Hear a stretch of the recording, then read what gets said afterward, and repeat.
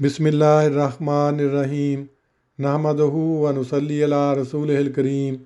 صحیح البخاری کتاب العلم باب تعلیم الرجل عامتہ و اہلہ، یعنی آدمی کا اپنی لونڈی اور اپنے اہل بیت کو تعلیم دینا۔ حدیث نمبر 97۔ ابو بردہ نے اپنے باپ سے روایت کرتے ہوئے کہا، رسول اللہ صلی اللہ علیہ وسلم نے فرمایا، 3 آدمی ہیں، انہیں دوہرا اجر ملے گا۔ وہ شخص جو اہل کتاب میں سے ہے اور اس نے اپنے نبی کو مانا اور محمد صلی اللہ علیہ وسلم کو بھی مانا، اور وہ بندہ جو کسی کا غلام ہو اس کو بھی دوہرا اجر ملے گا، بشرطے کہ وہ اللہ تعالیٰ کا حق اور اپنے مالکوں کا حق ادا کرتا ہو۔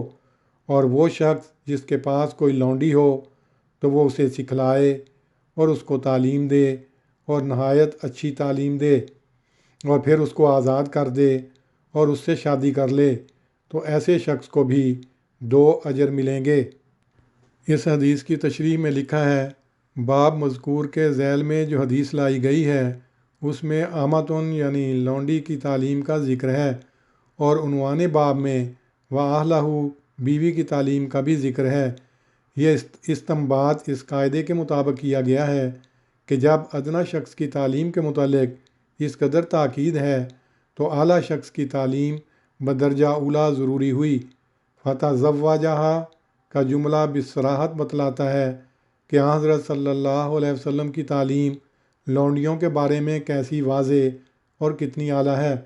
وہ انہیں تعلیم یافتہ آزاد منکوحہ عورت کی حیثیت دینا چاہتی ہے اور مسلمان کے گھر کو علم کے نور سے روشن کرنے کی تلقین کرتی ہے۔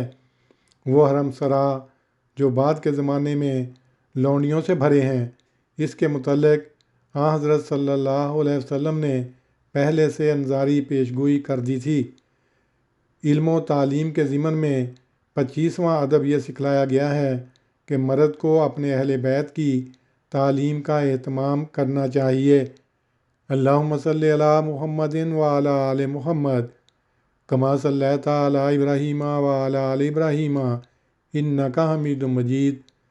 اللہم بارک علی محمد وعلی آل محمد کما بارکت علی ابراہیم وعلی آل ابراہیم انک حمید مجید۔